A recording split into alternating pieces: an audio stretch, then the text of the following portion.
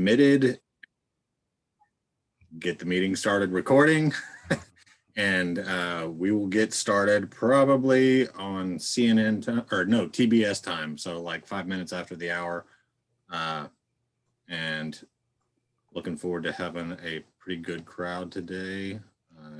Welcome everybody. It is being recorded and we're about to engage this Facebook Live. So just bear with us for a couple minutes. I see a lot of people coming in. Hey, everybody.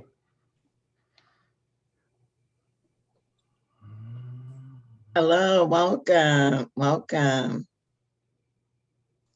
Hey, everybody. Hey, Scotty boy. God. How you guys doing? Staying hydrated.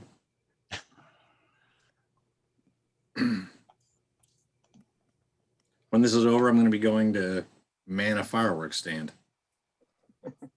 Wow. All right, as everybody trickles in, I'm about to connect to Facebook Live, so everyone be on their best behavior.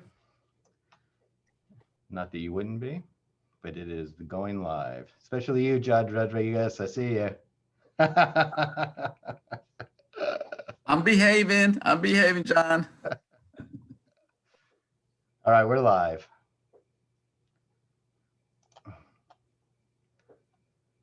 Welcome everybody. I see everyone trickling in. We're just going to give it another few minutes as it goes, and then Chuck is going to kick it off. Welcome everybody. Glad you're able to join us. If you are just joining us, we do have a few minutes before we get formally started, so please send a quick text or message to your friends, family, and even folks that you don't like very much if you want them to participate in our messaging, hopefully. But we want to get as many folks listening as we can, and we will get started in just a few more minutes. We're very glad to see everybody here today on our first Saturday in July. Hope everybody's looking forward to a healthy, happy, and safe 4th of July. If you are doing your own stuff, make sure you don't lose any fingers.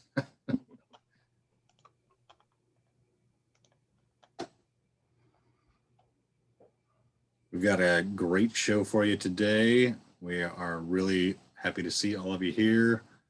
We are going to be having a couple of special guests. We are going to be talking about our best and brightest and our dimmest and darkest representatives later on in the program. We'll get into that a little bit later. Yeah, I'm looking forward to seeing Chuck, your presentation on our stinker of the month. So everyone stay tuned for that. It's going to be fun.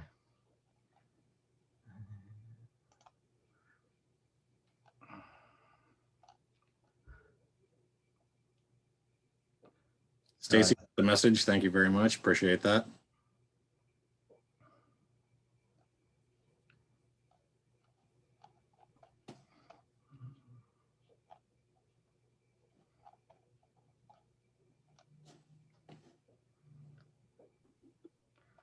For those of you who tuned in to the Harris County Democratic Party's meeting, we're not going to keep you holding as long as that we did on that one. That was a very interesting meeting. We've got a new Harris County Democratic Party chair. Our friend Otis is going to bring some new and interesting ideas to the party, and he's interested in having more outreach with our revolution as well as some of the other progressive organizations. And so I think we have a brand new opportunity to try to make our progressive voice heard inside the local party. So I'm looking forward to that as well. And just a point of information for everybody while we're waiting to get started, I wanted to let folks know that with the resignation of the previous HCDP Resolutions Committee chair and the absence of a fresh appointment, we held a meeting and I was elected as the interim resolutions chair. So if there are items that you think the resolutions committee of HCDP should be working on, hit me up, let me know. We are always looking for new hot topics to discuss.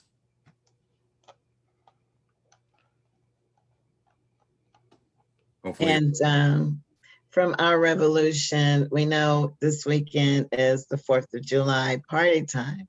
So we just want to thank you all for coming and joining us today. And we really appreciate it. All right, guys, it's 2:05. I think it's time to start rolling. We'll keep watching and letting people trickle in. And without any more delay, Chuck, you ready to kick it off? I am. Ladies, gentlemen, and elected officials, just a quick reminder, we are Our Revolution Harris County, our executive committee. We are almost complete. One of our members is going to be here, I think, just a few minutes later. But John Floyd, Diana Alexander, myself, Chuck Cruz, Latanya Whittington, and Jeremy with the awesome selfie that we're all jealous of. We are the executive committee for Our Revolution Harris County. I'm going to, I'll wait to talk about that a little bit later, but we want to very much thank our 2021 members. If you are on this call and not a dues paid member, we would love for you to become one. We have the link down there at the bottom, and I believe somebody is dropping it in the chat very shortly so that you can become a dues paid member and help us turn Harris County, and Texas, not just blue, but deep, deep blue and progressively blue. We want to get stuff done. Thank you, Scott. Our Revolution Harris County mission reminder: we are working in the furtherance of economic, political, social, racial, and environmental justice through education, direct action, and political engagement. And we would always love to have new members. Agenda for today: we will have the candidate shout outs starting shortly. We will talk a little bit about the Hall of Fame and Hall of Shame candidates. I will be presenting on the Hall of Shame candidate, or excuse me, Hall of Shame representative. We will have guest speaker Ann Rosenwinkel, I believe, later today, and then a legislative update with Penny Morales-Shaw. And then we'll be talking about upcoming meetings, events, and how you can get involved. One of the things that we wanted to let y'all know about, Our Revolution Harris County is currently discussing whether or not we should become a political action committee. We would love to hear input from you, the members, if we should move in this direction together as an organization. There are some advantages to it. There are some additional responsibilities, so it's not a clear decision.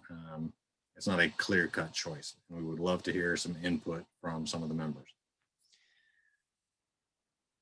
So I'll speak to that real quick. Please. This is Scott Fulis. I'm your state steering committee representative. One of the things that gives me a little extra perspective on this issue is the Brazoria County chapter, which I started a few years back, has been a PAC for quite some time. This was really a necessity for us because we weren't able to get a bank account set up through Our Revolution Texas, the state organization, and we were reaching the limit on donations that you could take before you set up some kind of Oregon bank account. So we just set ourselves up as a PAC, and we've been that way for a couple of years now in Brazoria County. That has worked out fine. The main differences that would affect Our Revolution Harris County are the PAC gives us more flexibility. Our state organization has gone through some changes, and it sounds like they're about to go through some more. So right now they set up the bank account for Harris County. So we're kind of dependent on them for some of our financial identity.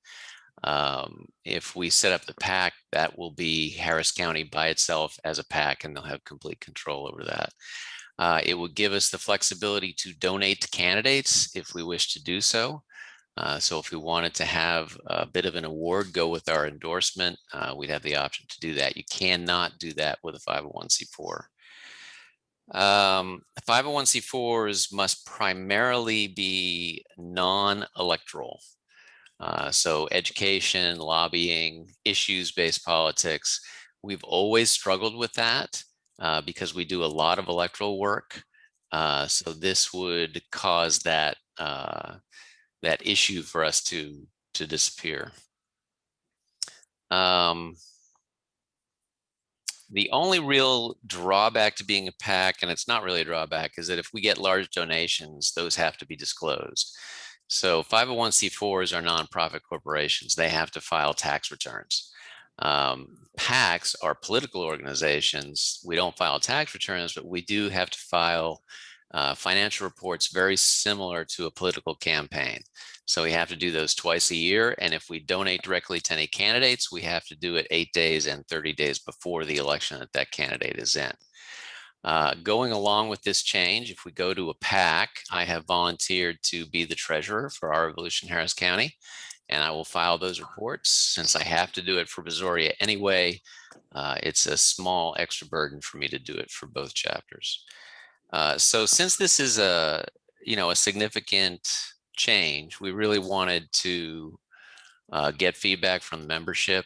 And then I think we should probably do a motion and a second and a vote to go ahead with this. Anybody have any input or questions? While we're kind of waiting for anyone to raise their hand, we have struggled with the concept of PACs, as most of you guys know.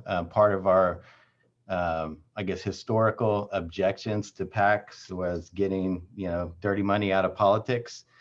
However, I guess as we've evolved and need to be more involved in supporting our candidates if we can,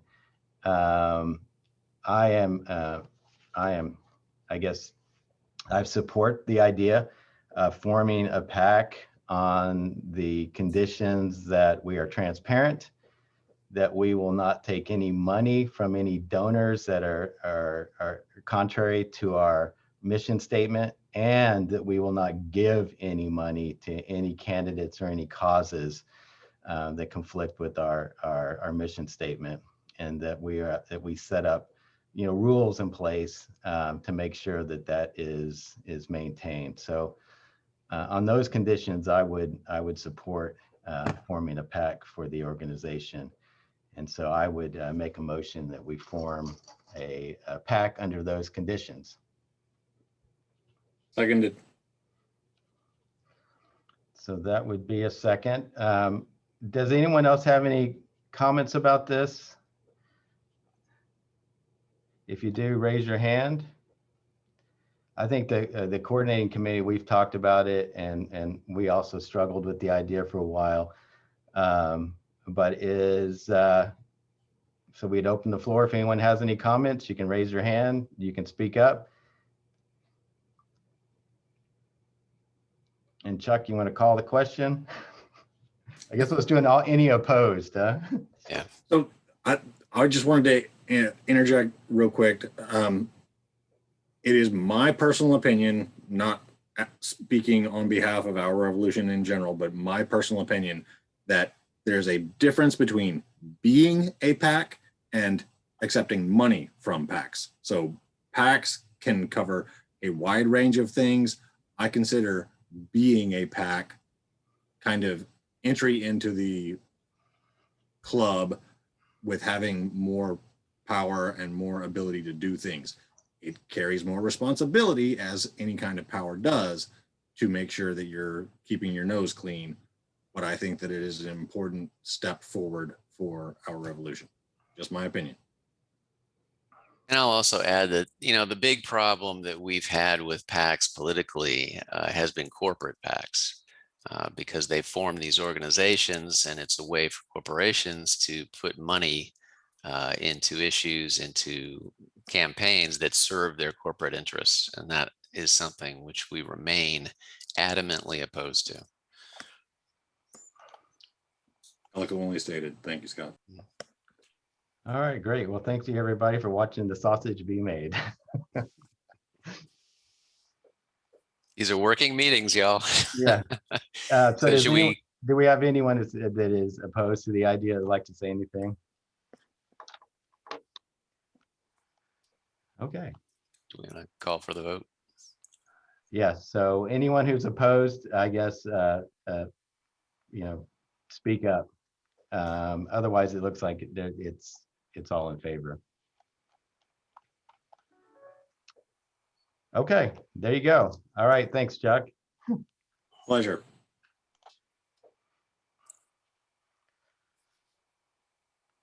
Yep. Okay. To talk about is the convention. Planning for the convention is going on, not literally as we speak, but pretty much. We are holding meetings, weekly meetings to set the agenda and schedule for the convention and work on getting the guests. We do have an endorsement process recommendation and bylaws. So there are separate committees that are working on the endorsement process and the bylaws of OR Texas. We would love to have input from folks. The committees have mostly been set, but we're definitely willing to listen to folks. If you've got something to say, we would welcome folks to provide their input.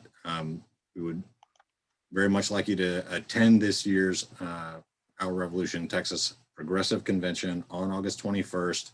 Please sign up for the link, that mobilized link there, 319044. And we would love to see you there. Just a quick note, this will be a 100% online.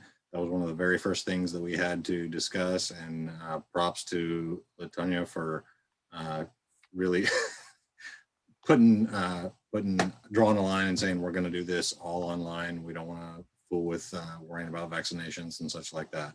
So it'll be 100% online. You'll be able to attend from the comfort of your living room, kitchen, wherever. And we would love to see you there. So I can give an update on this as well. The endorsement committee has finished the initial part of its work. We were able to charge through the changes that had been suggested in a single 2-hour meeting. Over the years, the endorsement process, while it has served us well, and we have one of the best endorsement processes in the state, we've outgrown it in some areas. There have been some places where it's worked well, some places not so well, and it was always intended to be a living document. So the main changes that we have come up with so far, number one, the state's responsibilities are much more clearly defined.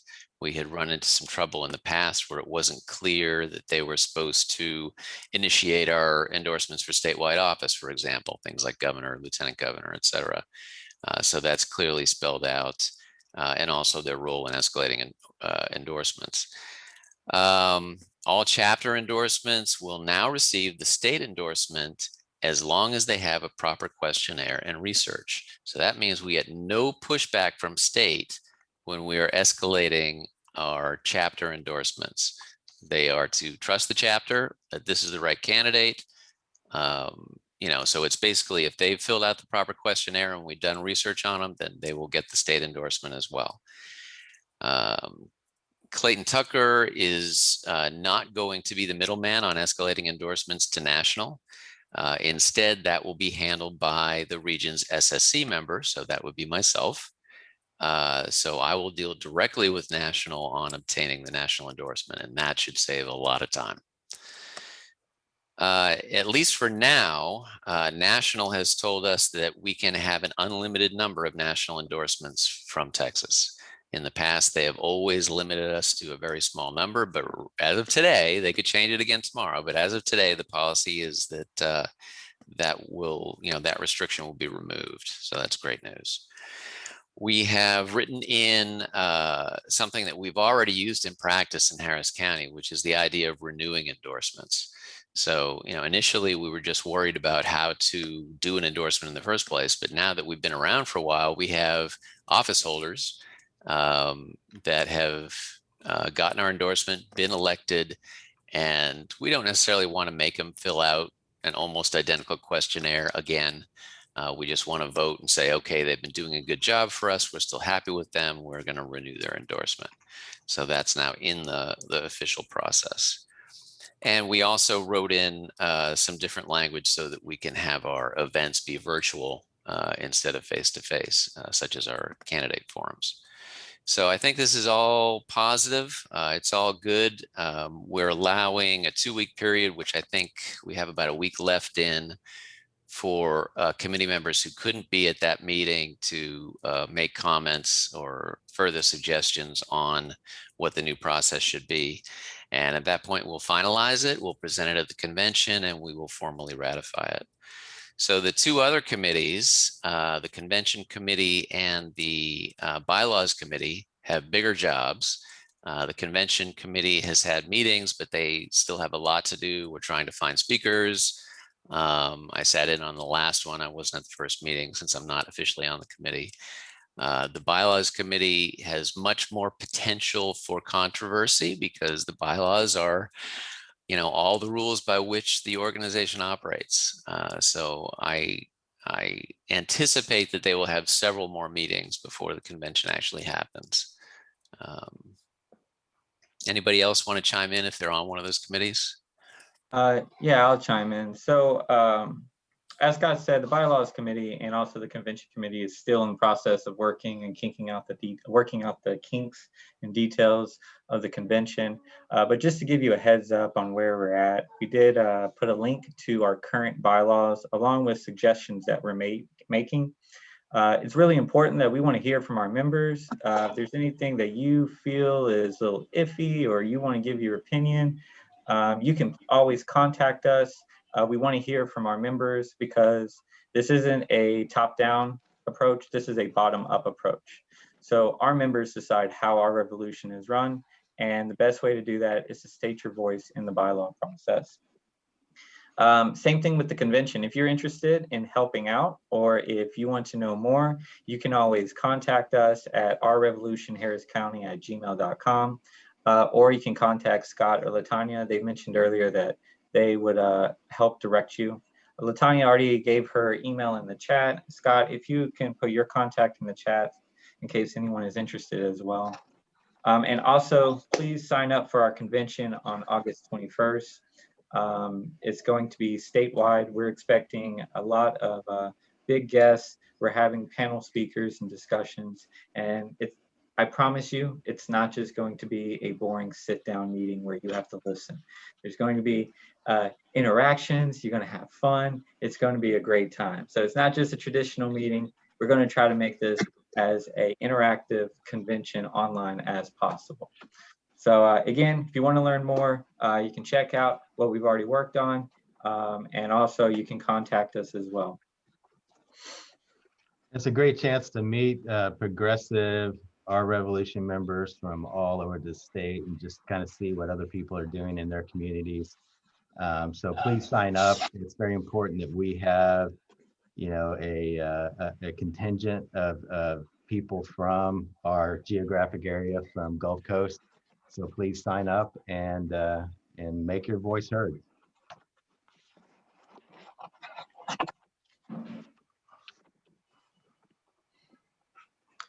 Moving on, we're going to go ahead and do our candidates corner. At this point, if there are anybody who's running for office who would like to take 1 minute to speak, and I'm going to repeat that, 1 minute to speak.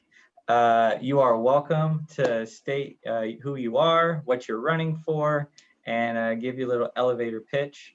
I see that Judge hold on, I just saw a hand pop up. Judge Barbara Stalder, you had your hand up first, so we will give you the floor. And wow, I'm amazed I got my. Thanks, guys. I am driving, so I apologize for my video not being on. I've been all over the place today. Anyway, my name is Judge Barbara Stalder. I am your judge of the 280th District Court, which is the only family violence court in the state of Texas.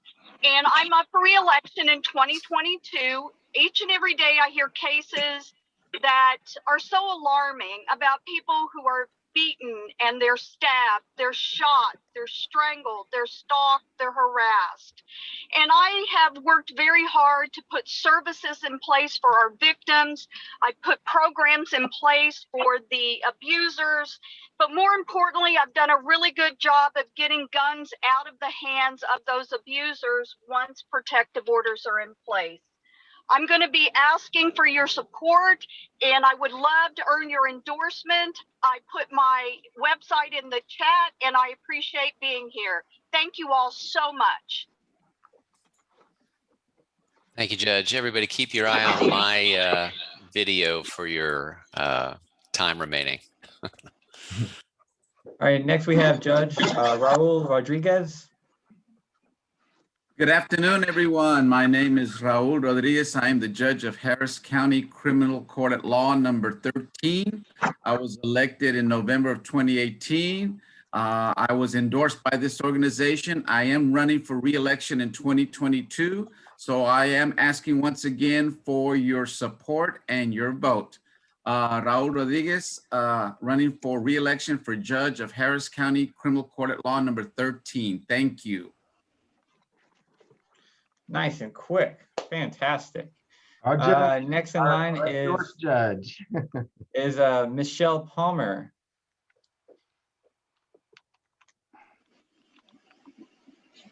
Sorry, having trouble. Hi, everybody. This is Michelle Palmer, and I was your endorsed candidate for State Board of Education District 6 last year. One thing that most people don't know about State Board of Education and State Senate is that they're the only four-year terms that are not on the same time scale or time. So they all have to run in years after redistricting. So since redistricting is supposed to happen this year, all State Board of Education and all State Senate races are up next year. So I will be running again. The State Board of Education has done a couple of good things recently, but they've also done some things that are not great for the students of Texas. And I look forward to working with all of you and hopefully earning your endorsement again. All right, thank you. Next we have Judge Jim Kovac. Hi, everybody. Thanks for having me here today, our Revolution. I think y'all saw the chat where I updated the information I gave out incorrectly last time. I think it was a matter of being told that as a candidate, be really careful and never touch those things. But you want to be careful when you do that.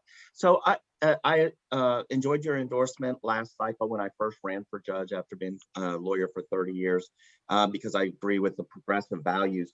What those progressive values mean to me is in my court, we actually provide to Houston volunteer lawyers our eviction docket for the upcoming week so that they can reach out to pro se tenants to make sure that they have the information available to them to properly represent themselves in the court and get the resources that might be available to them.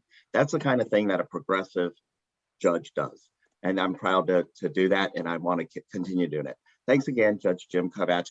And I want to shout out to LaTanya for Shakari Richardson. Why is she not allowed in the Olympics? All right, next we have Judge Ursula Hall. Happiness and health to everyone. Thank you for your activism, attention, and care for all things blue. I am not on the ballot till 2024. I'm happy to be here to continue to learn, stay involved, and be with you. Thank you for making that quick. Final call, we got Judge Deidre Davis. Hello, I am lowering my hand. Hello, our Revolution. I am Judge Deidre Davis, your judge of the 270th Court. It is always my honor, privilege, and just excited always to be here with you. I am up for re-election. I was elected in 2018 and up for re-election again in 2022. And I am, as my colleagues, consistently working to make sure that progressive values are instituted and implemented and that we all have a voice. It's important for each of us to be seen and to be heard. And I make sure that any and everyone that steps into that court, virtually or otherwise, is seen, is heard, and I ensure that I make law and order equal justice. We are putting justness back into justice. So I put my information into the chat for you. Again, it's always great to see you, John, Latanya. It's always a joy being here with you all and everyone else with Our Revolution. I'm just happy to be here with you today, and happy 4th of July. Thank you. Back to you. Thank you for your time. Next, we My have pleasure. Linda Dunson. Good afternoon, everyone. I am Judge Linda Dunson. I'm the presiding judge of the 309th Family District Court. And I must say to you, as I said to everyone, my job definitely is not glamorous, but I love the job that I do. And I thank you for giving me the opportunity to do what I love to do, and that is bringing justice to the families of Harris County. These families are really undergoing trauma with Harvey, with the freeze, with the COVID, with all these different things that increase the family violence in the families, increase the divorce rates, and our children suffer because of it. I'm there to make sure that everybody come before me is treated with dignity and respect, and that they're getting impartial justice. Again, I thank you for giving me the opportunity.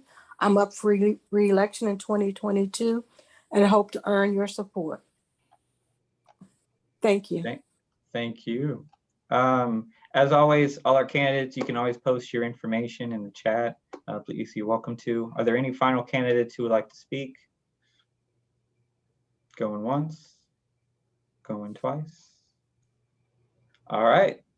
Well, we're going to move around in our agenda a little bit. We're going to go ahead and skip to our guest speaker, Ms. Penny Morales-Shaw, who will be providing a legislative update of the recent legislative session. Ms. Penny, or Latanya, if you would like to do the appropriate introductions.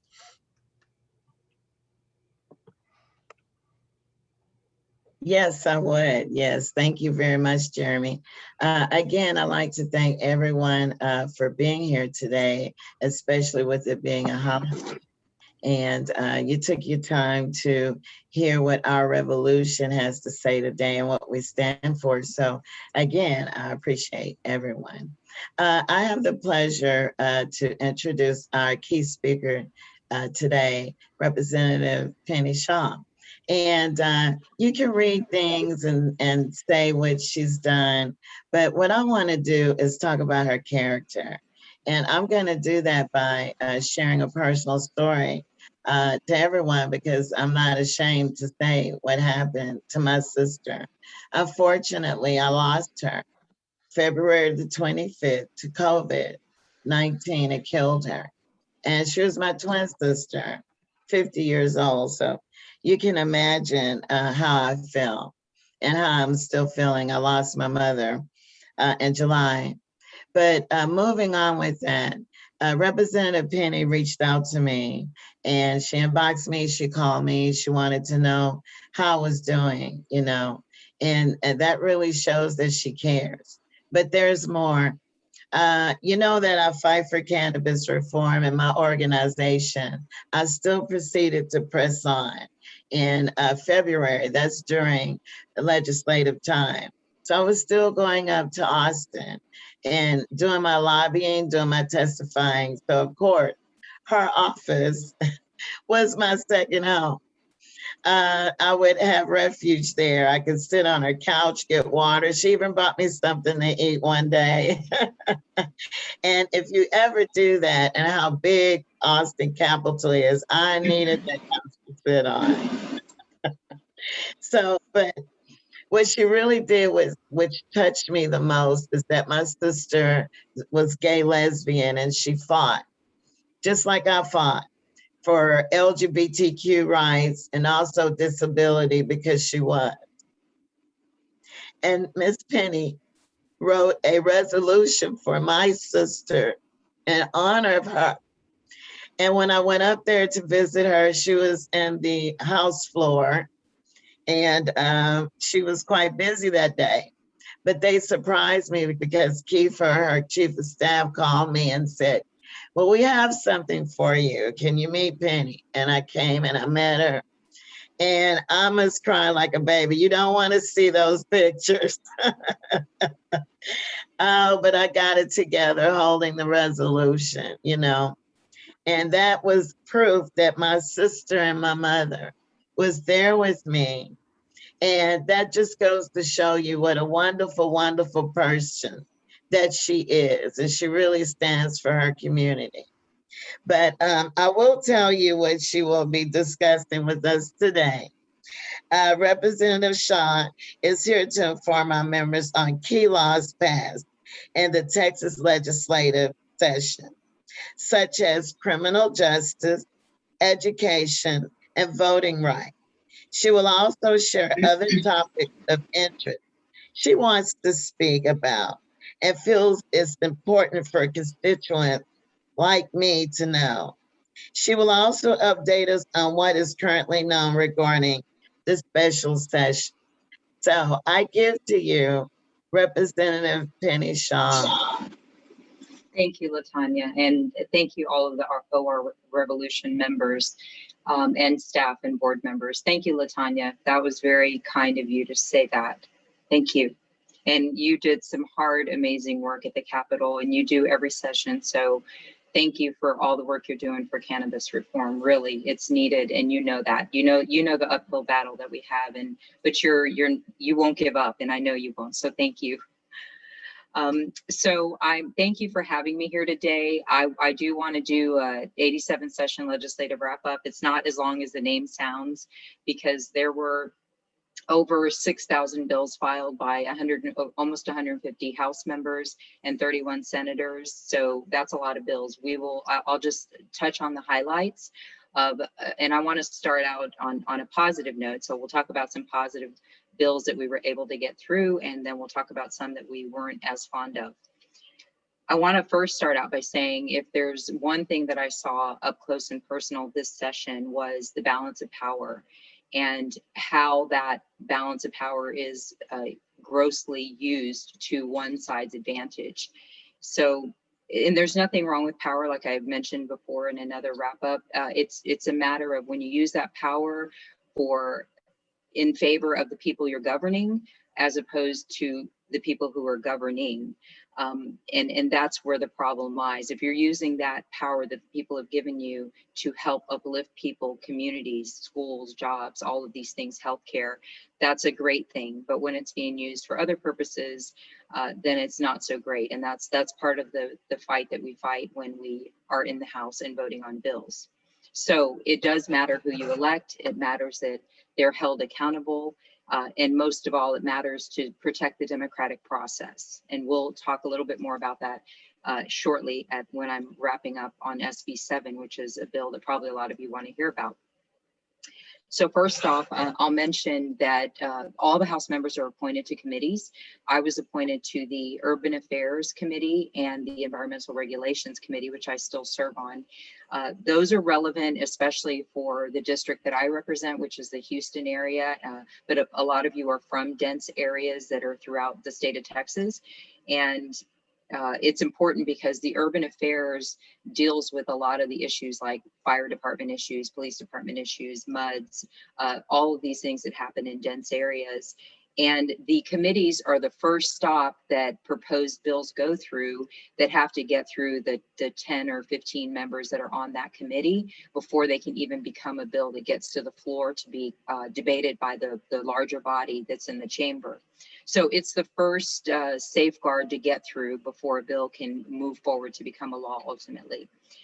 And then environmental regulations, it was a great committee to be on, obviously, because I'm in a district that's next to the petrochemical industry. We have cancer clusters, we have, concrete batch plants, we have all kinds of issues that affect our environment and the safety of our people, including unusual natural disasters and extreme weather events. These are all implications of our our air quality, our water quality. So environmental regulations oversees the TCEQ, and we can call them in and question them about certain standards that they have or don't have. We can hold them more accountable. And not only that, we hear the bills that are trying to be introduced. And one of the things that came out of being on the environmental regs that I want to share with you that I had to vote against because I knew that my constituents, I knew that you all would not want this, was a bill that was proposing to bring or that would have allowed more radioactive waste to come into Texas. And then could have even opened the door for high level radioactive waste. And even though this was in West Texas, it still has to come through probably the major corridor highways like I-10 is one thing. And we know that pollutants like that don't generally stay in one place. So that's one of the big things that came out of that. I'm just switching the page here so I can keep up with my notes. That bill ended up gaining a lot of news coverage because it was heavily funded, huge bill. The industry was really pushing, the industry that runs that one dumping site was really pushing really hard for that bill. But luckily it got a lot of coverage. A lot of people heard about it. The people in the county heard about it and heard about the dangers of it. And ultimately, we had enough votes that bill went to the floor, but we had enough votes that bill did not pass. So that was a victory for us. In urban affairs, we oversaw the Texas Department of Housing and Community Affairs, which is another state office. And they run what you've probably heard of as the Texas Rent Relief Program. And they are administering right now over $1 billion of federal relief funds for people who are facing eviction or just not have any kind of housing insecurity or because of their inability to pay their rent. So that's a program that we had the TDHCA come in several times during session to ask them about the efficiency and if people are getting the relief they need. We put out the 1-800 number so that people could call us and call them if they were having any kind of problems. We even had people directly contact us and we were able to get them through the system so that they weren't having to go through the eviction proceedings. So I want to say that program right now has no less than $2 billion that they are administering. So for me, it says there shouldn't really be people that are having to face eviction and housing insecurity with that kind of federal funding out there. I'm going to put a real quick plug in on July 6th. I'll be having a town hall with the director of the Texas Rent Relief Program and a housing advocate, Ray Prysock, to talk more about, and it'll be in English and Spanish, so that we can deliver this information to the public to make sure they're getting this money that's meant to relieve this kind of hardship that they're having. And again, it'll be in English and Spanish. It's on July 6th. It'll be Facebook Live and it'll be a virtual meeting. I want everyone to know that because you may know people who are still facing that kind of issue. So to talk about some of the positive bills that we were able to get through this session, one of the bigger ones that I think is a huge concern to a lot of us is school funding, public school funding. Because we went into the session shortly or still going through the pandemic, we weren't sure, and a shortage in the budget, we weren't sure if that was going to happen. And that was a huge concern because all the departments were being cut by at least 5%. But it turns out that it had bipartisan support, and we were able to get the public school bill funding passed. Of course, we tried to add on a lot of things: better teacher pay, better teacher retirement pay, including the cost of living increase, which they haven't had for at least 9 years. But yet the cost of living continues to go up, and so does the cost of healthcare. We would have liked to see more funding for special needs children. There were just a lot of things that we would have liked to see improve. But I think at the end of the day, we were glad to have just the whole public school budget passed as part of the budget. And then hopefully we can build on that. After the Uri freeze, which happened in the middle of session, a lot of the energy turned to PUC and ERCOT, which is the Energy Reliability Council. It turned to that, and we saw that it wasn't so reliable. We saw blackouts that were supposed to last a few hours and lasted a few days, which is really hard when you're somebody who has, you know, medical needs that require electricity, dialysis. If you have children, it's just very hard to be without electricity for many days like that. So PUC and ERCOT took up a lot of the oxygen in the room, and that was the bill. A couple of bills got through. They were governor-led bills, and so there are a lot of money involved in these bills. One was focusing on weatherizing the generators where this energy comes from, so that they would not freeze up and stop, and the pipelines to all this energy wouldn't just stop the way it did. Because as we saw, one of the things that happened is because there was no power moving through the lines, water plants went down, because a lot of them are run on electricity. So then your water went out, and then a lot of that caused the pipe burstage. So it was kind of a domino effect. The weatherization bill passed. It spends a lot of money, and it didn't go as far as a lot of us would have liked to have seen. It doesn't mandate weatherization of these plants, which obviously we would want that, because if you were going to spend all of these tax dollars, we want it to be guaranteed. We want the generators that are getting the benefit of these dollars to guarantee that these plants are going to be weatherized, because then we get our energy guaranteed, right? Another thing is I would have wanted to see some consumer relief in these bills. When you're talking about billions of dollars, we can give some of that directly to consumers, people who had, you know, $4,000, $9,000, $100,000 electric bills, and I'm not exaggerating, this is real.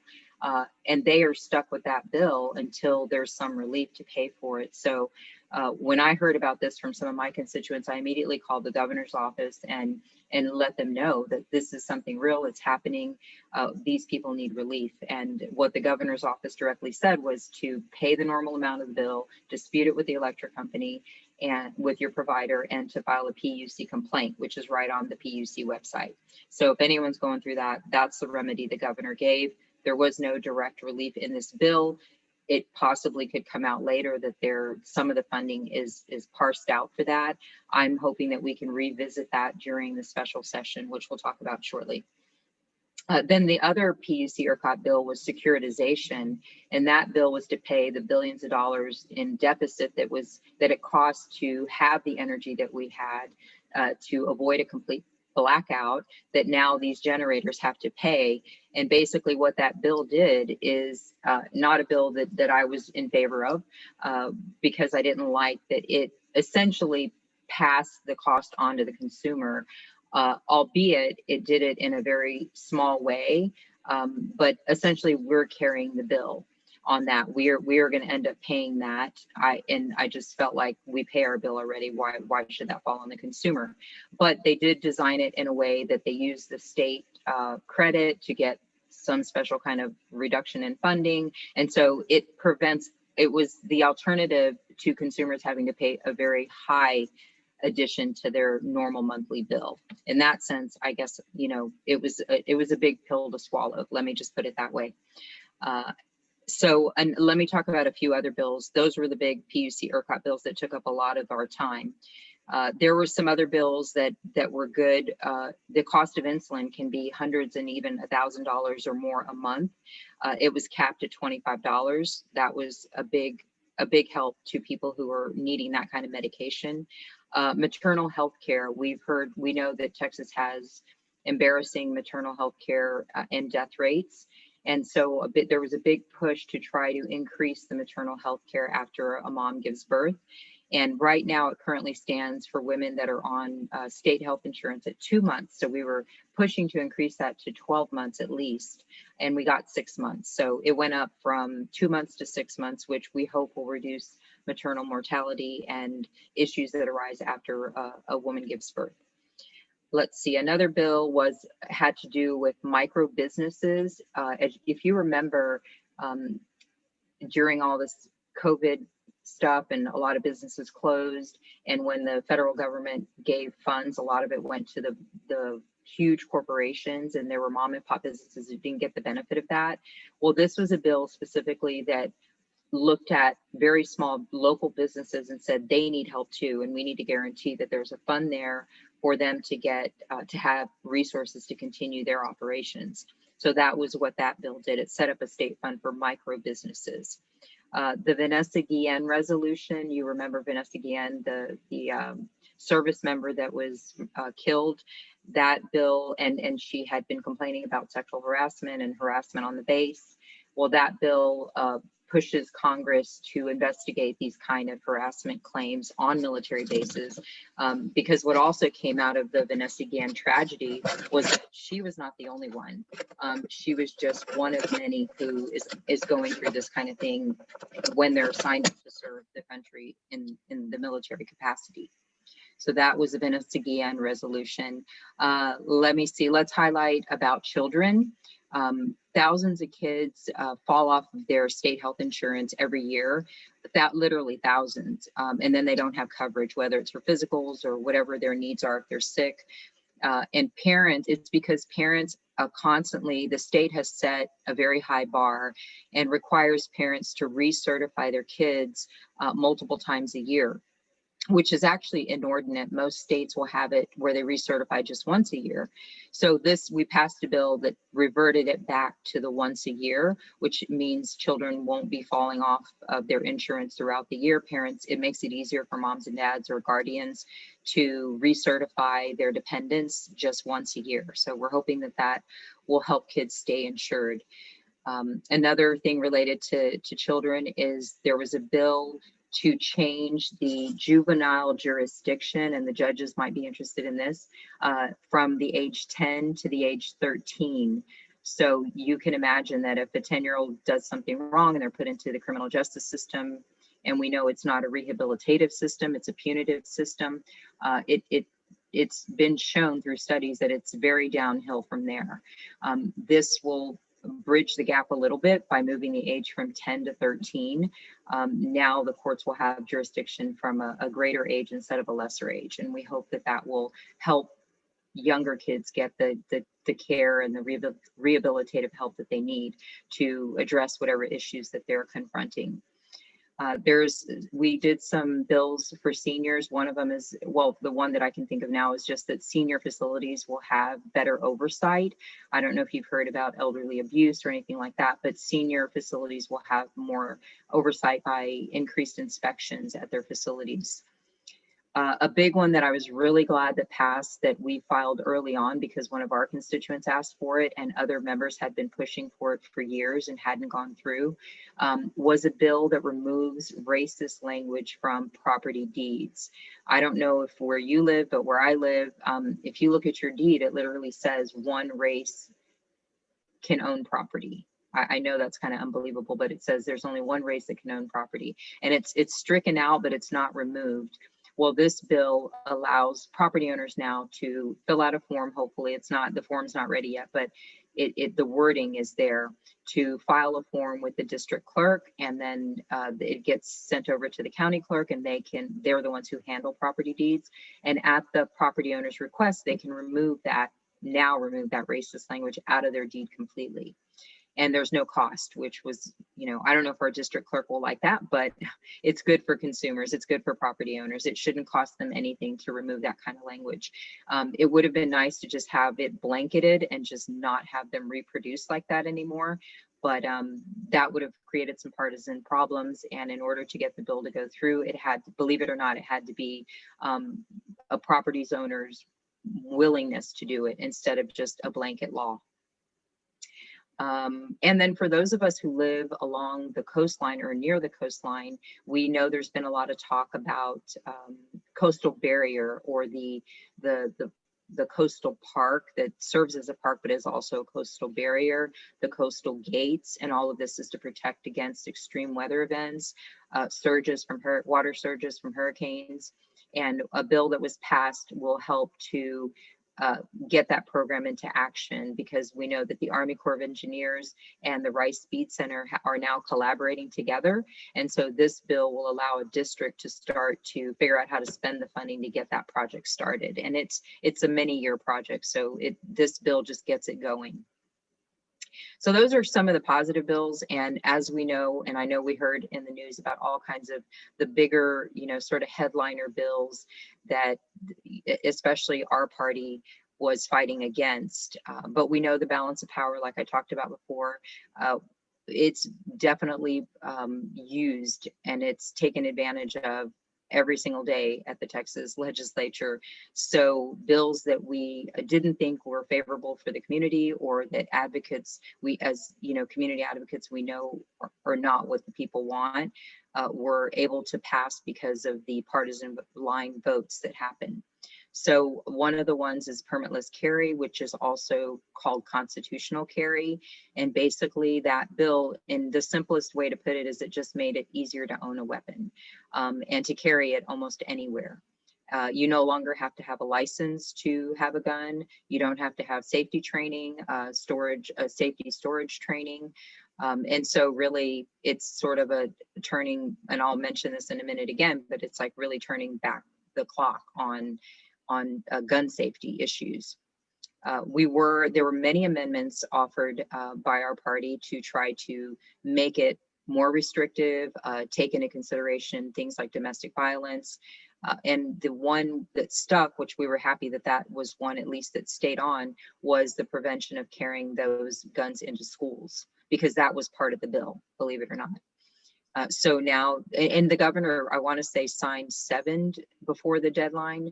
And so there are some other bills that and we're briefing all of them right now, but the main one was the permitless carry. That's sort of the bigger one. And I mentioned this at another meeting because there are a lot of business owners, and people are allowed will carry guns into businesses, especially if you don't have signage up. You have to have a sign at every single entrance. It can't be at one entrance. And they may still come in with it, because obviously there's going to be a lot more freedom around carrying a gun around. Business owners may have to tell people to leave. And then of course, if they don't leave, then there's grounds for prosecution because of the signage. But there will be people who are uncomfortable and will not want people to be in the business with a weapon, especially if it's brandished or showing. The women's rights to choose, that was a huge bill. That's practically no longer an option in Texas with the 6-week abortion ban. And I don't think I have to say much more about that. Most women find out that they're pregnant by about 8 weeks. That's usually around the norm. So this really is a way to make it just, totally prohibitive, is basically what the bill did. Then there's the critical race theory bill. Critical race theory is about teaching in schools how race has influenced our policy, our institutions, just going way back into history. And this bill was directly a way to foreclose that. Basically, the bill is saying we should teach what our forefathers talked about. We should teach about the Constitution. We should teach about these kind of things. And it directly prevents a teacher from teaching about current political affairs, or if they do, they have to kind of argue both sides. And, that's what the bill says. But the biggest part is not teaching all of history, teaching all parts of it, even the parts that we may not be proud of, but that we should face and overcome. And to also avoid it into the future. That is really what this bill does. It prohibits the open, transparent communication of everything that's happened in our history, whether it's with African Americans, Native Americans, Mexican Americans. It's just really trying to narrowly keep it whitewashed, is one word that I heard a lot on the floor. Very selective on what should be taught in social studies and other classes in our schools. And then finally, I'll talk about SB 7, because that one I think got the most coverage, besides the anti-trans bill, which, as you know, we ran the clock on, and that we ran out of time and could not vote on that bill. SB 7, on the other hand, I want to talk about that, and that's a good segue into talking about a little bit more about what happened when quorum was broken. And there's almost 150 members on the floor. In order to be able to vote or do business, you have to have at least 101 present. If there aren't 101, you don't have a quorum. So essentially, that is a legal procedural maneuver that can happen. It happens in board meetings. It happens all over the place. If there's not a quorum, you can't vote on a bill. We saw all session long that there were bills that we fought against, we debated against, we added amendments to or tried to. They'd get stripped off usually, but ultimately the bill would just pass. I mean, and again, it's the balance of power. SB 7 was particularly critical because if you think about it, all of the bills that passed or didn't pass the session all started at a ballot box. What did or didn't happen at the ballot box, right? If you think about it. And so SB 7 was basically infringing on people's ability to vote. I mean, that's what it was proposing. We know in Harris County, we had some very forward-thinking elections officials, and they modified things to make it an open and fair and accessible election, especially during COVID, with more drop-off ballot locations, extended times, 24-hour voting, drive-through voting. I mean, voting centers where you could vote anywhere. You didn't have to go to find your little location, and then when you get there, be sent away and say you're at the wrong location, and it's 10 minutes before they close. We actually saw that happen many times, and it just prohibited people from voting. You know, all kinds of stuff, not giving people water if they're in a line for 3 hours. And so we knew that this was like a direct attack on democracy, and that the nation was watching, and whatever. We know that in 46 states, these kinds of voter restriction bills are being presented, or in some have already passed. So it was a big deal. And the Democrats spent at least a full day into the night with constitutional lawyers, with voting rights lawyers, back and forth when this bill was being debated, trying to take off the sharp edges. And one of the sharp edges was that it made someone a felon for making a mistake, or if they were assisting someone to vote, or just a minor infraction literally would felonize someone. And that's crazy, because it's not only is it prohibitive, it's intimidating, and we know that there's some cases that has actually happened to people that are in jail. So it's definitely a way to intimidate people, and that was just one of the things that was debated, and it was reduced to a misdemeanor. So still a crime, but not a felony. So we spent the day, and especially some senior members, back and forth to try to take off the worst parts of the bill. And even then, we weren't comfortable with the bill. We weren't happy, because basically it turned back the clocks on voting. We know we've come a long way with the rights we have. Just last year, we celebrated Women's 100-year anniversary of our right to vote. And we know that there's been bloodshed, there's been tears, there's been torture for people trying to gain their right to vote, to exercise their rights to vote. History's replete with that. There's video, we all know about that. So these are all things that we were all thinking about, or I hope we were all thinking about. I know I was. And so I knew that we had to take some measures that were not ordinary, because we could not allow this bill to go through. It would have negatively impacted everyone who was trying to exercise their right to vote. And inadvertently, it would have hurt a lot of people. It would have foreclosed a lot of people from getting to vote one way or another. It would have created many obstacles, basically. Can we go ahead and wrap up, Penny? We've still got another speaker, sorry. Oh yeah, sure. So anyway, I will wrap up actually. At the end, I wasn't sure how much time I had, so thank you. At the end of the day, I mean, obviously you heard the news. We made there was a concerted effort to not vote on this bill, and that's what happened. And of course, the governor has called a special session. He's cut our pay on the budget and our staff's pay, and I'm not sure how that's going to all play out. But stay tuned, because I'm sure it'll be in the news. the next steps. We go back into session next Thursday. And so on Tuesday, the governor should release what he's planning to hear at the special session. So stay tuned and thank you. I hope that was helpful, informative, and interesting. Yes, thank you, Penny. That was awesome. Before we move on to the questions, I would just like to applaud your efforts and your hard work and your sacrifice. I know it's taken a lot of time away from, your family and a lot of time in Austin, and it's really an amazing sacrifice that a lot of people don't appreciate. So thank you for your hard work. And I also want to just applaud your ability to catch up with the flow of things as well as you did. It's truly amazing. I've seen representatives who have gone in for several sessions who have not caught up to speed, and you are representing us well. So thank you so much, and thank you for your willingness to step up and sacrifice your time to represent your community. We're so proud of you. You've done a great job. Thank you. And thank you for your endorsement. And really, you all are the ones who made any of this happen, really, by your hard work. So thank you, especially SB7. Yes. Thank you. So I wanted to ask just really quickly about the upcoming special session. Mm-hmm. What do you expect? And, what are we going to be able to do to help?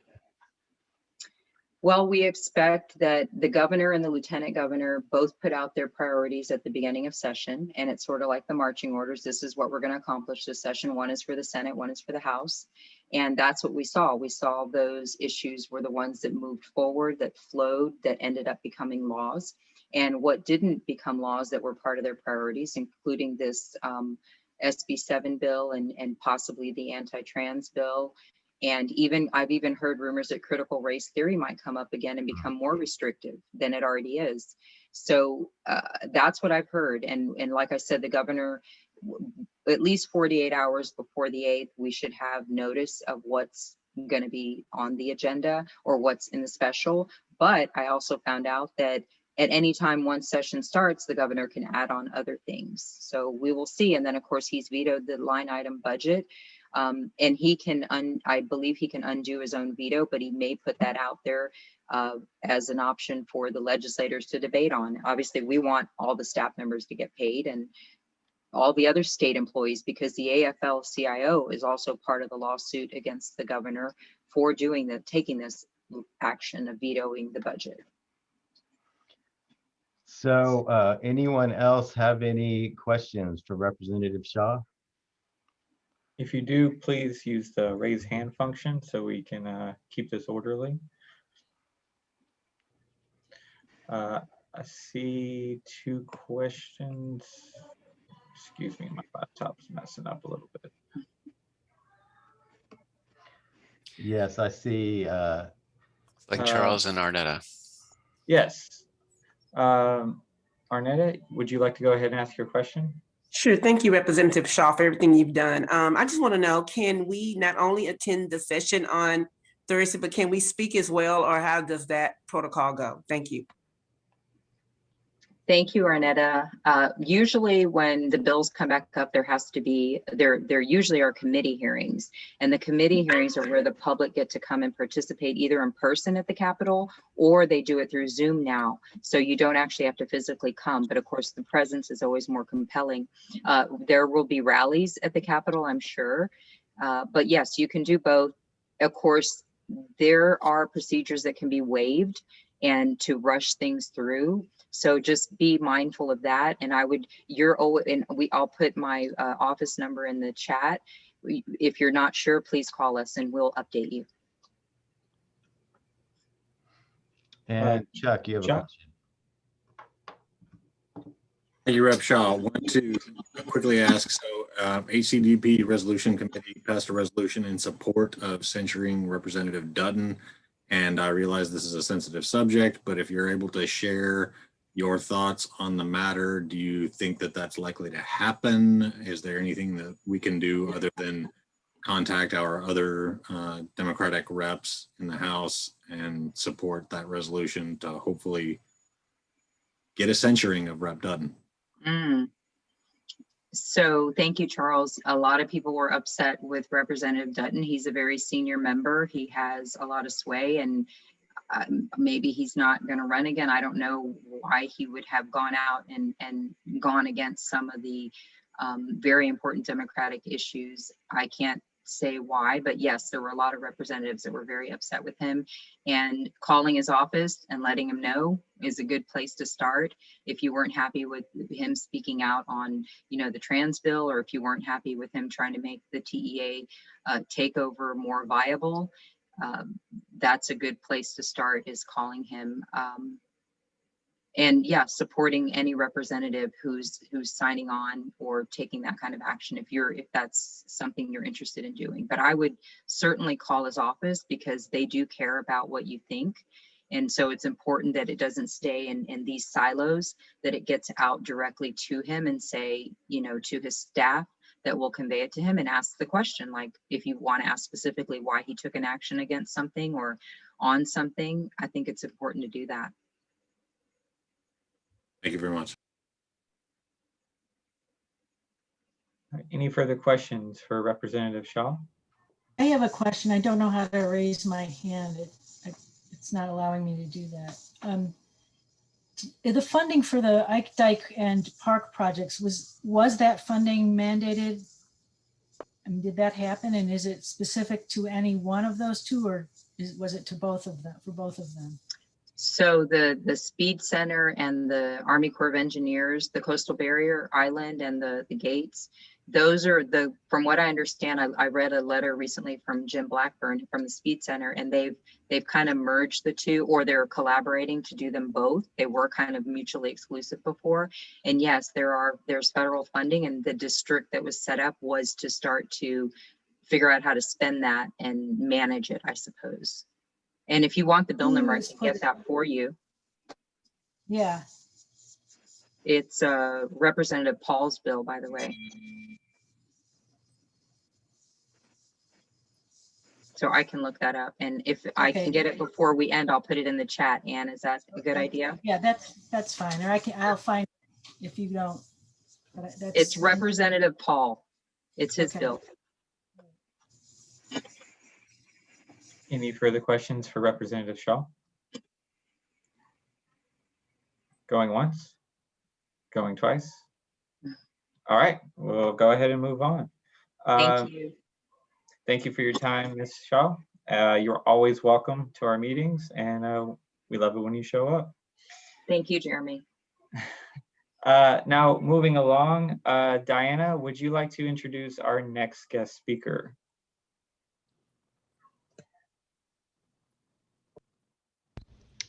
Okay, wonderful. So one of our Houston groups, I am a co-founder of a group called Houston Rebel Alliance, and we work to uplift the needs of immigrant families through policy and also advocating for them by helping with different deliveries or donations. And Ann went to the border with some supplies, and I wanted to kind of know how things are with the new administration. What is the feeling there? So Ann is kind enough to relay her experience at the border, so we can kind of see, what's happening, how we can assist, and what lies ahead for us as far as fighting for our undocumented siblings.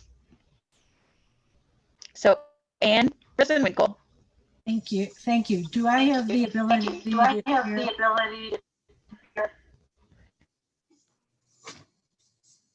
Not sure why I'm echoing. Yeah, you do, Ann. Yeah, you do, Ann. All right, I'm getting an echo. Is anyone else?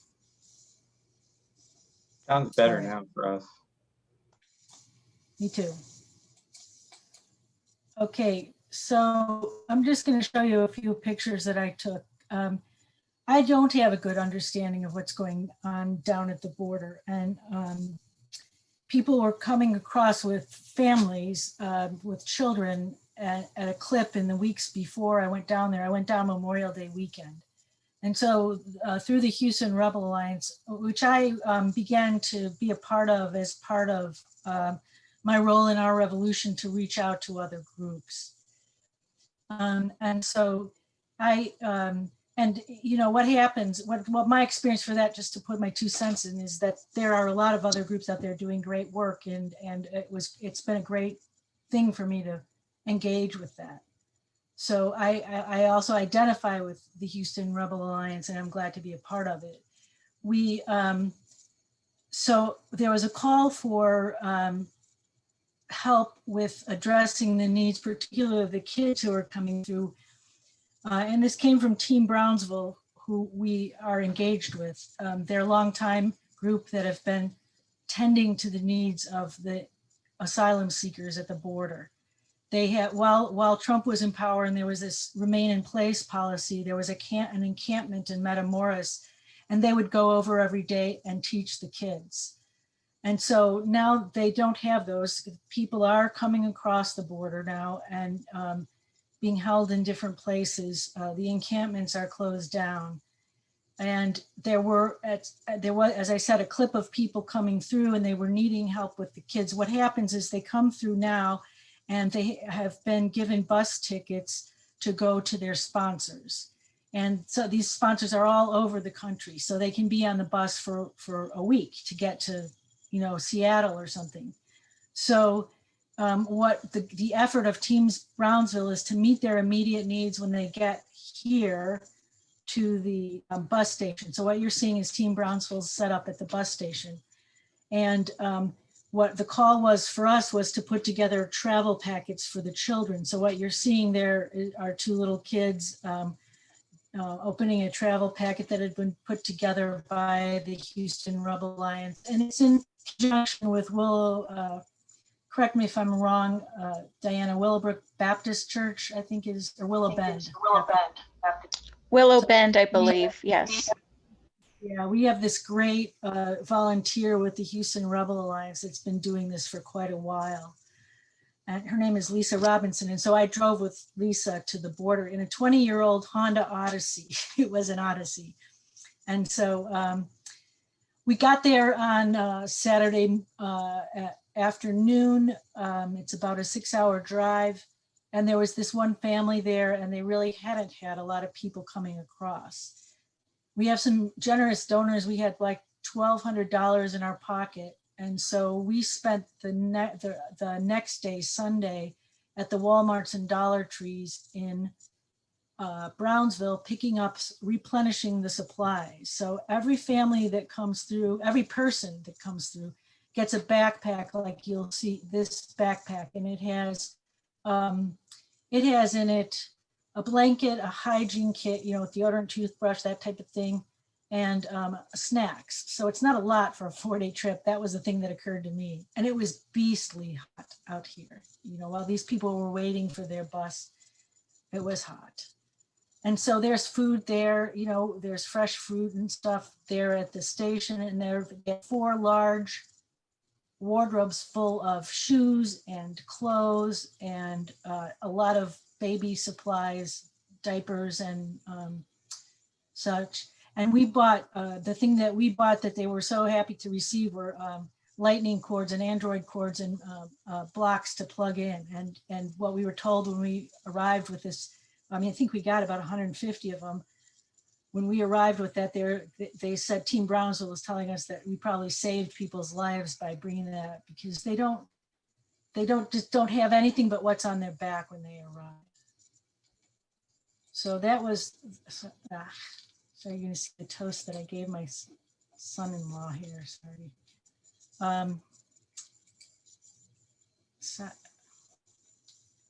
Zoom. Okay. So.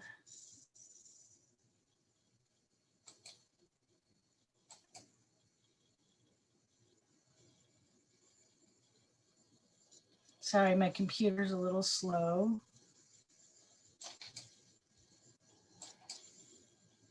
So this person, she looks young, but she wasn't young. She's from Cuba, and this was another one of the backpacks that were made. And she wanted, these were intended for teenagers. And I think that Lisa thought she was a teenager, but she wasn't. And for a while I sat and talked to her, and she didn't speak any English, and I didn't really speak Spanish, but she was happy to try to talk anyway.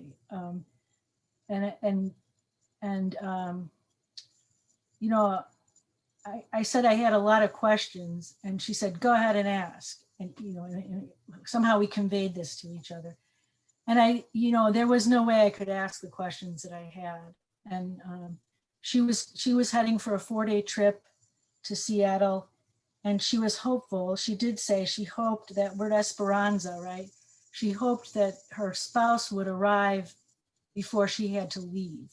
So she was facing a 4-day trip across the country, and there was a chance that her spouse would arrive and join her, and that didn't happen. So that was sad. And you know, it's hard to even imagine what this is like. And then, so the next day, Monday was the day that we had to leave. I had to work Tuesday, and so we couldn't stay very long. And then we had a different experience. There was much more. We had heard rumor that people were coming across at bigger clips, and we heard rumor again that day that that people were going to come in. So we hung around as long as we could. And what happened was there's detention centers on our side of the border, and they put people in these detention centers, and then they would get them bus tickets and bring them over to the bus station, and they bring them over. And I could not understand this. So big message that I came away from this experience is I don't know what's going on. It doesn't make sense what I see, what I saw, and I know that I'm only seeing the tip of a big thing that's happening that I don't know. So I'm sorry I can't be more informative, but why these people are shackled and brought over in a van from ICE. I mean, these are women and men, although it was supposed to be only men at this particular detention center. That was not the case. And this woman, when she came up to the desk, she wanted earrings. And it just occurred to me that, like, if you were brought in shackles, you would feel like an animal, you know, and not human. And I gave her my earrings because I thought it's a small thing to do to help someone feel more like a woman, you know, and a human being. And I don't know if that was my narrative going on in my head. I have no idea what was going on in her head. And again, there was not much language. We were doing a lot of gesticulating, and I have a few words in Spanish, but not a lot. And so there also on Sunday, there was a group that came from Hayes, which is a Jewish shelter, and it's on the Mexican side. And the detention centers on our side near Brownsville, as I understand it, do not have children in them. So this was a group of about 30 people that came in about the same time these other people came in. And they came into this beautiful bus station, I might add. Brownsville is a beautiful little town, and this is a nice bus station. And so they were in here, and Lisa came in here and was giving away the backpacks while I was outside helping to organize the stuff outside. So I don't know a whole lot about what happened in here. Lisa, I was hoping Lisa could be on with me today, but she wasn't able to do that. She's out of town for the holiday. But this was the beginning. This was a beginning of another big flood of people that came through, and I believe they're coming through quite a lot now at a pretty good clip. And again, all of these people have bus tickets to go to their sponsors. So, you know, it's a little more hopeful story than what we were seeing under the Trump administration, as I understand it. The other thing that's happening, though, is there's a little more politics about managing this going on. For a long time, it was pretty much just Team Brownsville, and like we have in our revolution in Houston, people, the organizations can get vie for power or prestige or whatever it is that we all like to have. And there was a little bit of that going on in the bus station. There's a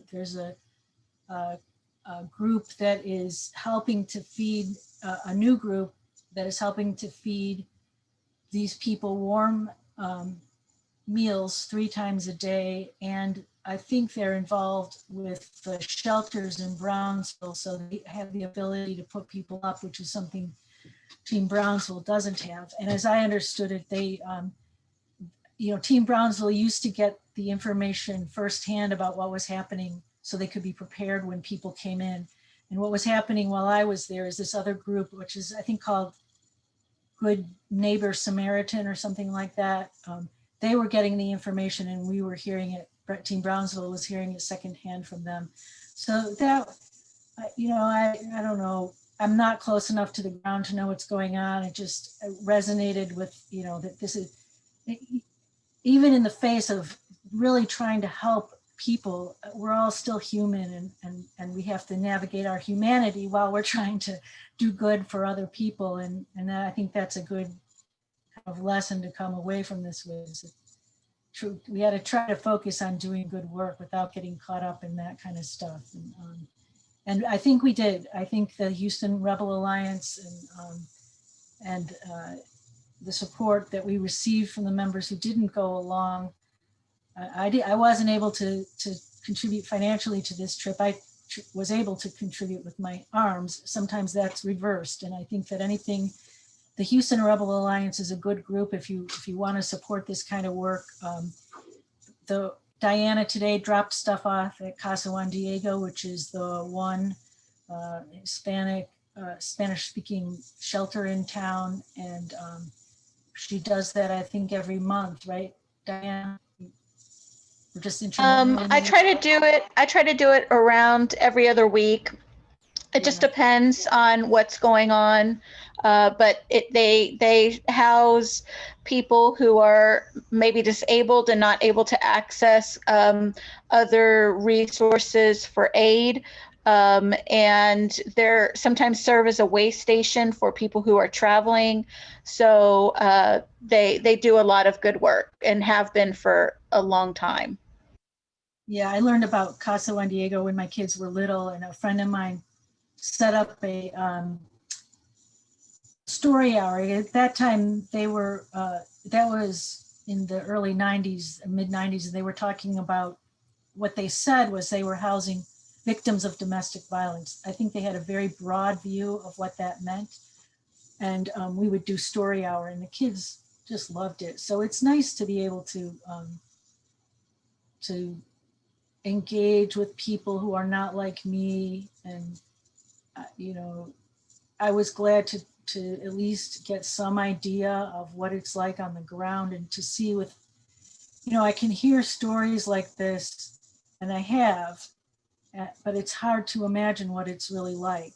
And I don't think I still can, but it gets me a little closer to that. And I think that helps me to stay motivated to do the work that's needed. So that's about all I have to say. Thank you so much, Ann, for sharing that. It is emotional work, but it's needed for us to have that perspective and understand what people are going through and humanize a very complex issue.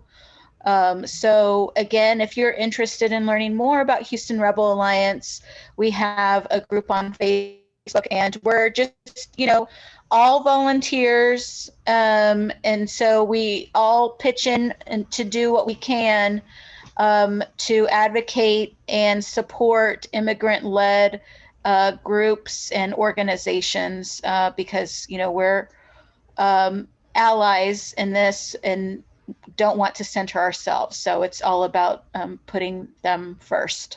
So thank you so much, Ann, for speaking about this today. Yeah, I was going to say that one thing that I know they need help with is, if any of you guys know Norma Gonzalez, she's putting together from time to time workshops to help people fill in forms to their DACA forms. And so there's a need there. If anybody wants to do that.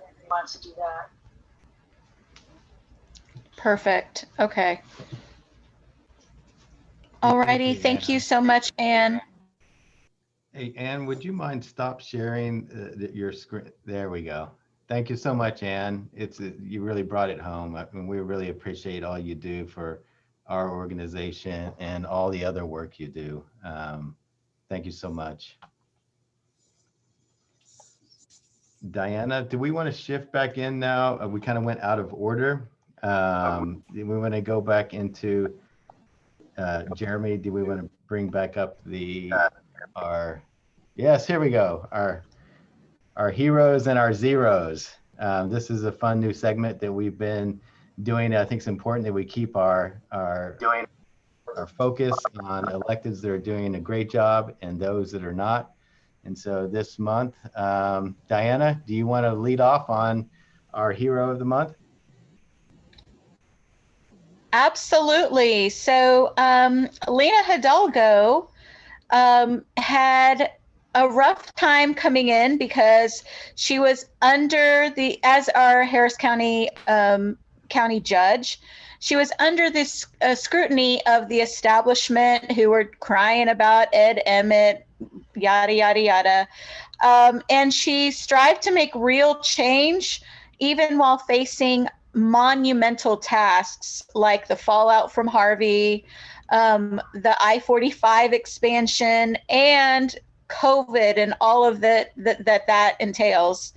So she led the way, supporting Ellis's plan to make disaster relief more equitable, to repair Black and brown working class neighborhoods, which was a shift from how aid and funds were distributed before. And she stood fiercely in opposition of business as usual, because TxDOT had their brilliant plan to raise Black and brown communities to expand I-45 and pressured other people to speak up until the administration changed. And now the federal officials are now pressuring TxDOT to stop their plans. So she kind of held the line a little bit in a very public way when it was not, politically popular to do so, but it was the right thing to do. In addition, she also pressured other city officials to strengthen their stance towards stricter safety measures during the pandemic, even though that came under fire from the evil trinity, Abbott, Paxton, and Patrick. And so with grace and persistence, Lena Hidalgo has worked to make Commissioner's Court more transparent through its processes and work for the people as it was meant to be. And so she has gotten a lot of attention nationally for the work that she's been doing, but on a day-to-day basis, with all that she had to kind of tackle, she has really shown who she is. And that's why I thought she deserved to have this recognition. So let's hear it for Lena Hidalgo.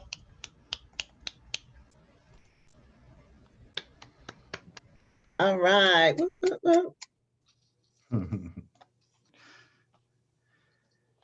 And now, Chuck, would you like to introduce our award of shame for this month?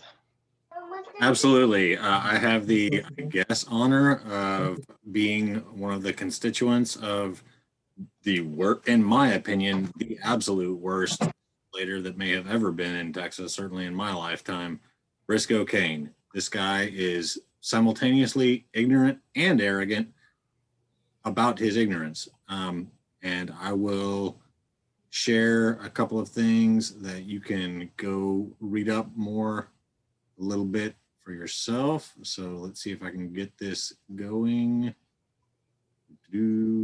All right, so this is 128. It's the eastern edge of Harris County. We're right up against Chambers and Liberty over here. But this is the edge of Texas and, excuse me, edge of Harris County.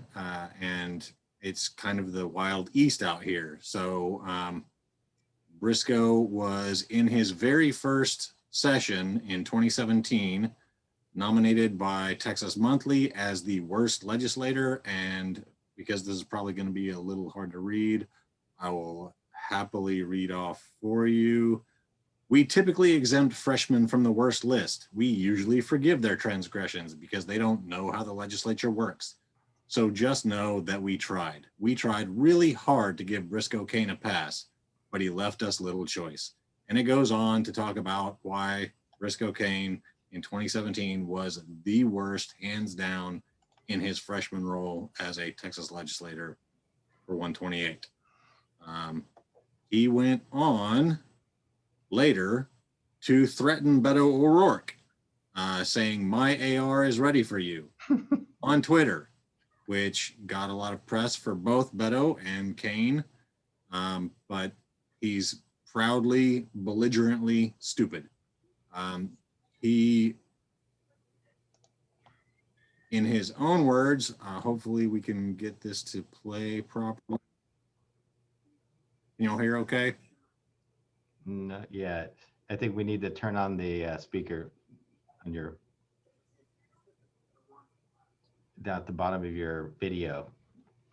Is it? The audio coming through? When you share it, there should be a checkbox for sharing computer sound. All right, I will stop real quick and then start it back up again. And I see it right there. Thank you very much, Scott, for your expertise. And what was your motivation for using that term purity at the ballot box? Because that's a specific set of words that has a lot of meaning in state history. You know, you may have figured it out by now. I really like the state constitution, and I think as a legislative body, just as Congress should, they should be looking for their authority from their charter, from the thing that gives them power. And so when we're looking at what authorizes us, right, the sovereign people of the state of Texas who delegated their authority through the Constitution, we then should look to the Constitution and say, what gives us authority to do anything on this issue? And that's the provision that does that. And so that would be why. Did you look at the history before using that word? No. The only thing, if we were to have a discussion, maybe over some coffee or a drink, somebody I could go into the details of Article 1 really well. I've read the debates in the journals of the Convention of 1875 on that for that thing, but I'm not familiar with the one. You may have missed it then. Article 6. And this would have been very obvious, I think, to anybody who looked at that and looked at that language. And that provision was drafted specifically to disenfranchise black people, black voters, in fact, following the Civil War. Did you know that? No, I'm sorry to hear that. And are you familiar with white primaries? We've heard and read of such thing. I'm glad read about those? It's a disgusting thing. Yes. Did you realize that purity of the ballot box language in the Texas Constitution gave rise to all white primaries? No, I didn't. And did you know that this purity at the ballot box justification was also used during the Jim Crow era to prevent black people from voting? No, those are troubling things. I didn't know that was their Did reason. you know that in states across the country that penal disenfranchisement schemes were put in place, including in Texas, as far back as 1845, to effectively lock African-American people out of the political process? Are you aware of this history? I wasn't aware of any kind of malicious intent in the use of that term.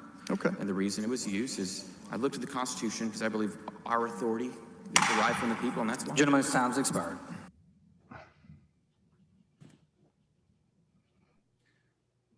So, to sum up, it is my opinion that Briscoe exudes the kid who didn't read the book and is trying to give a book report when he's trying to make laws in the Texas legislature. He is absolutely terrible, and I will stand by him being the worst representative in Texas. One more little, let me see if I can bring up another item. Let's see if this works. So the Trib Talk, which published in 2019, their list of the Texas House liberal conservative spectrum, essentially, Kane is substantially, he's at the end of the list and substantially far apart from the very next person on the list. Just pure trash. So if y'all have got some questions, I'd be happy to field them, but it's just a wreck. Boo. Great job, man. Working I to think get this, office. oh, go ahead, Chuck. Just saying, we're working to get him out of office over here and be looking for some help. We will be looking for some help come next year, next cycle. Well, I think there's no discussion on why we chose to give him an F, but I think this is also a good segue into our next segment, our members moment. Now, this is the time where any of our members have the opportunity to share about any other upcoming civic engagement or anything that they would like to spread out to the members. So would anyone like to share any upcoming rallies, informations, meetings of any progressive issues that are trying to be passed? You could raise your hand or put your name in the chat. You'll have 1 minute to speak and to share your information.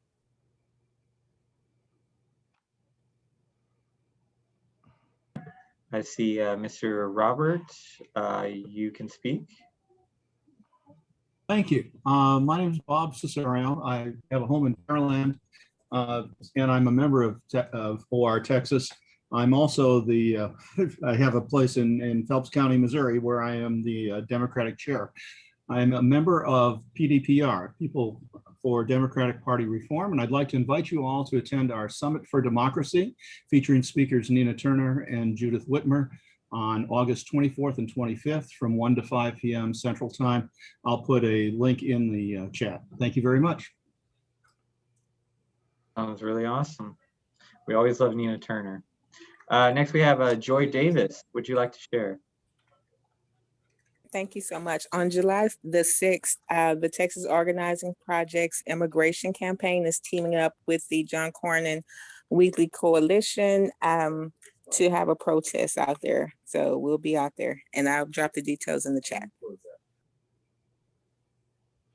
That sounds fantastic. I love TOP, by the way. Been a member for, I think, 2 years now, hoping to grow. Any other speakers would like to share any upcoming events? So no one wants to say anything about Briscoe Kane? Come on. I'll tell you what, he doesn't look like his name sounds, does he? Yeah, I thought the same thing. Was he really serious that he never heard of any of those things, or was he just being a smart ass, you know? I don't know him well enough to know whether or not he's truly that ignorant or if he's just trying to play stupid. Either way, he's either incredibly ignorant or an excellent actor. And I don't know. He said that he'd read all the articles and stuff about it. I mean, if he had dug into it, so that didn't make sense. There was a disjoint with what he was saying. Well, Yeah. You can read, but that doesn't mean he understood what he read. He had He that got a deer in the cliff notes, I headlights think. look. He had no idea. All right, well, anybody else would like to share? Going once, going twice. All right, let's go ahead and move to our final segment. So our next Our Revolution meeting. So we are trying to try something new. We're going to try to have a hybrid meeting where we will have our first back in-person meeting. We'll be holding it at the Midtown Bar and Grill. The address is located here at 415 West Gray Street, of course, in Houston. As I said, this will be a hybrid meeting. So those of you who are uncomfortable and would still like to join online, we'll still be screening our meeting online, so you can still join the Zoom, just like always. We are requiring that any member who would like to show up be fully vaccinated before you come.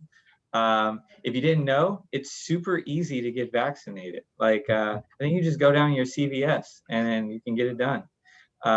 I think it's a great example of what Medicare for All looks like. You can easily get the medicine that you need, right? That's, of course, going to be Saturday, August 7th, 2 o'clock. Please go ahead and sign up using the Mobilize link that we will provide in the chat. Keep in mind, if you sign up through the Mobilize link, you'll also get a copy of the slide deck. So any information that we share, you can easily access at your own leisure. Make sure to come out hungry and support the grill. They've been a long time supporter of our efforts and other progressive organizations. Well, why did we change venues? Why the change? So our previous venue, they are still deciding their COVID restriction guidelines, and they're not opening it up to, they're not renting out their space any in the near time future. So we're still in communication with them, and they'll contact us when they are starting to allow us to use their venue. So we had to try to find a new place. Midtown Bar and Grill, we've done a lot of meetings there.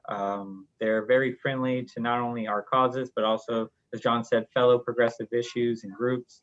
And we always want to try to help out local businesses as well. Sure. Thank you. I appreciate your answer. If you need help communication with St. Stephen's, let me know. Oh, no problem. I'll get in touch to you about that. Also, we'll have our communications work group on July 7th. That's this coming Wednesday. You can sign up at the link. We'll be discussing how we can spread our social media outreach, also how we can spread our communal outreach, reach different communities across Harris County. If you're interested in joining that, please sign up. It'll be a 6 o'clock meeting on July 7th. It's always the Wednesday after our monthly meetings. Also, please like and our Facebook page. We also have a new YouTube channel where we'll post all of our meetings as well as rallies that we record. And if you're hip, follow us on TikTok at RRevHC. We also have the Fort Bend and Brazoria meeting that's going to be this following Saturday on July 10th. I believe one of the special guest speakers is our very own Diana Alexander Martinez. Diana, would you like to maybe speak a little bit about what you will be talking about in that meeting? Absolutely. So in case you've been living under a rock, we have, a special session opening up this week in Austin to talk about issues like SB 7. And so we really want to step up and defend democracy. So I will be in Austin reporting on what's happening there as far as efforts by statewide groups and people using their voice to defend democracy. And basically the whole idea is everyone doing what they can to step up and make sure that they don't just take away our voting rights without us fighting back. So that's it. That's the deal. Thank you for that, Diane. And LaTanya, would you like to share information about the next Cannabis Reform of Houston meeting? Yes, thank you very much, Jeremy. Well, I guess you see the logo, so you know what's going on. Come one, come all. Now, since the 87 legislation is over, it's time for us to talk about what happened. Let's talk about the bills that did make it. Let's talk about the bills that did and is still lingering, and we're waiting on Abbott to sign it. Well, we'll be at Midtown Bar and Grill too as well. It's been over a year since we've gotten together, so it's going to be like a reunion. So come and join us. It's going to be on the fourth Friday, which is July the 3rd at Midtown Bar and Grill. We're meeting at 7:30 to 9 p.m. will be the meeting. 9 to 11, we're going to have social and also networking. So our special guest, as you can see on the screen, covering CBDism, and they will be talking about Delta 8. And there also was a bill about that. So we're going to discuss that. And they're also going to bring us some CBD samples. So you don't want to miss out. That's illegal in Texas, okay? And then also our very own Jeremy will be there to talk about our revolution, Harris County. All right. Woo, woo, woo. So I know I need to see a lot of these beautiful faces there. Come and join us. And also an organization that I deal with very closely, Care Off. Steve and Lori, they put this organization together for older people who chooses cannabis instead of taking a lot of pills. And, you know, they really inspire me. And I think this is great to hear what they have to say. So I would love to see you guys come on out, come celebrate with us July the 23rd, Friday at 7:30. Hope to see you there, and free the weed in Texas. Thank you, Latanya. What I'm gonna do now is pass this on to John, and we're gonna pretty much end the meeting from here. John, before you end the meeting, there was one more announcement I forgot to make. If I can, at our next Harris County meeting, I forgot to mention, we will also be having new Our Revolution Harris County t-shirts. We are graciously asking for donations. Please, if you're interested, you can contact us at ourrevolutionharriscounty.com. So if we can make sure that we have your size, we should have enough for, ideally, how many people we're expecting to show up. We're asking for a contribution of at least $20 for a t-shirt. That would be really helpful for us to get off the ground, and also to help financially pay for these t-shirts and do a bunch of other things that we would like to do throughout the year, and also coming in to the elective season. So please help support your local chapter, buy one of our fantastic t-shirts. And as soon as we have our t-shirts coming in, we'll post a picture of it on the Facebook page, so you'll get a good idea of what it looks like. Sorry, I forgot to mention that. John, would you like to take it from here? Yeah, so everyone, please come out and join us next month if you're comfortable doing that.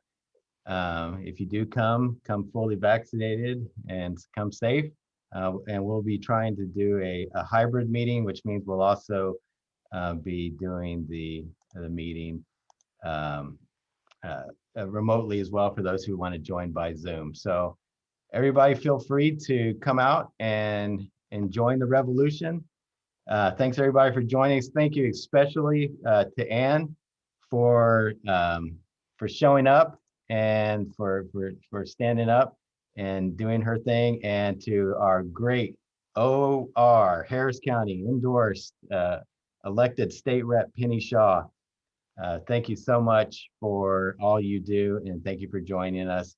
Thank you everybody for hanging in there, and we hope to see you next month. Peace. Thank you, John. Thank you, Our Revolution. Thank Happy you. 4th. Happy 4th of July. Thank you, everyone. Everyone enjoy your holidays. Be safe. Be Everybody. safe. Bye. Bye-bye. Bye, everybody. Happy 4th of July. Hey, Patty. Happy 4th of July. Hey, Patty. Same to everybody. Looking forward to seeing you all next month. Yes, that's going to be really fun. Bye-bye, everyone. All right, bye, everybody. Thanks for joining, everyone. We'll see you next month. Hope to see some of you in person. Peace out.